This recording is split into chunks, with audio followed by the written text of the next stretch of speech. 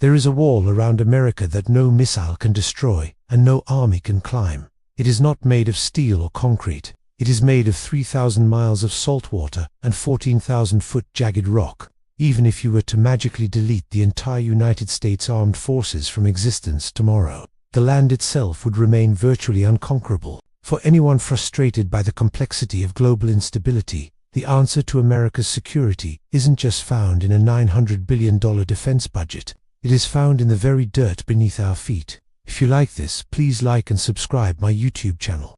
Today, we are going to look at why the North American continent is a geographically engineered fortress designed by nature to be a graveyard for invaders. To understand this, you have to look at the world from the perspective of a hostile commander. Any invasion requires a supply chain, moving millions of troops, tanks, and fuel from point A to point B. But for the United States, point A is thousands of miles away across the two largest moats in human history, the Atlantic and the Pacific Oceans.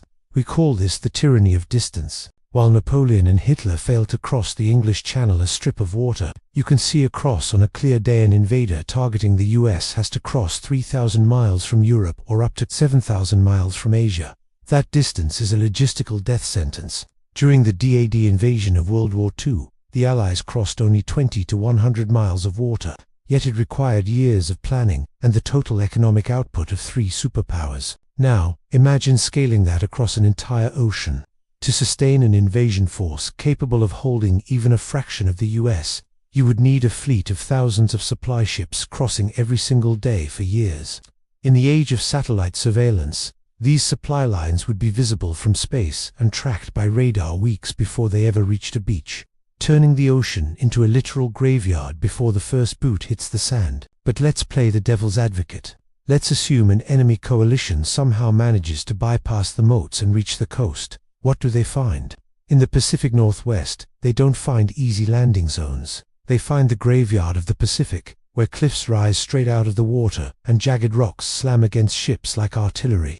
If they try the East Coast, they hit an urban wall of high population density from Boston to Washington, D.C., and immediately behind it lies the first of the internal walls, the Appalachian Mountains. These mountains are thick, forested, and confusing.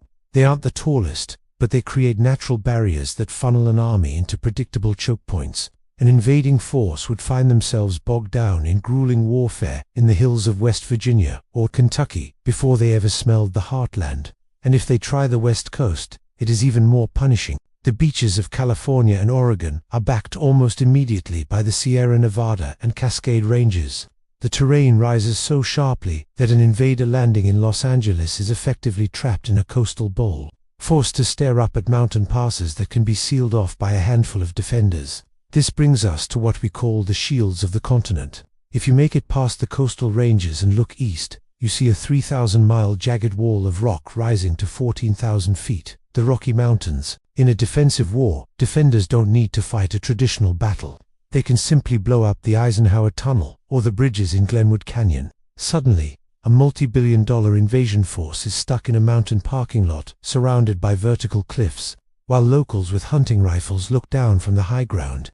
This geographic redundancy protects the true prize, the Heartland Citadel. The Mississippi River Basin is the largest contiguous piece of arable land in the world. Because of this, the United States is one of the only nations on Earth that is completely self-sufficient in food and energy.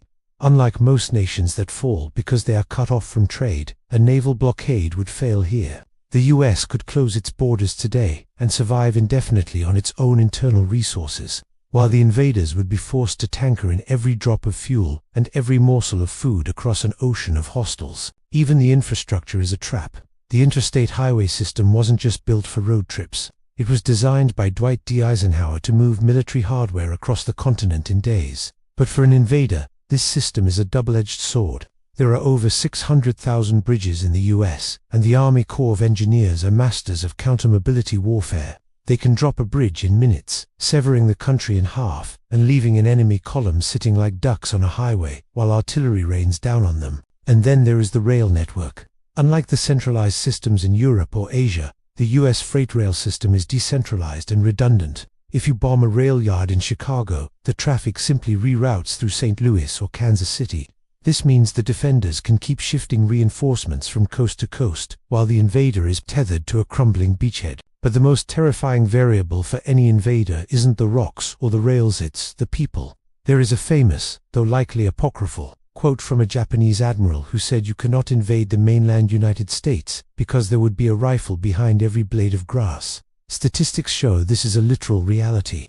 American civilians own approximately 393 million firearms. That is more than one gun for every man, woman, and child in the country. To put that in perspective, American civilians own 46% of the entire global stock of civilian firearms.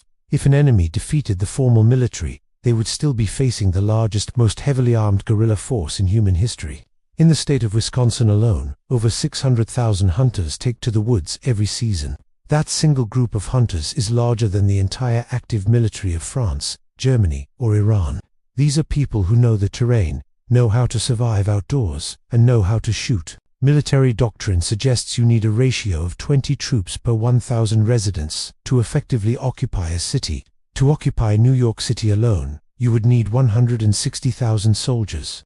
To occupy the entire US, you would need a force of over 6 million more humans than the active duty personnel of China, Russia, India, and the US combined. It is an administrative and physical nightmare that no nation on earth has the manpower to sustain. Finally, there is the economic suicide pill.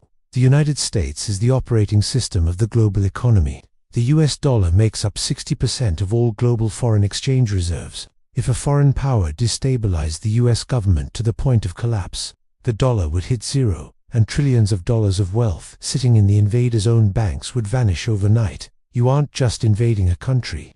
You are blowing up the bank where you keep your own life savings. You also have to deal with 50 separate countries in a trench coat. In centralized nations, if you capture the capital, the war is over. But in the US, if you take Washington, D.C., the governor of Texas or California simply mobilizes their own National Guard and declares their state a fortress. You would have to defeat 51 separate governments, over 3,000 independent counties, and a culture that is founded on the very idea of telling a government to go to hell. So, the reality of America's natural fortress is clear.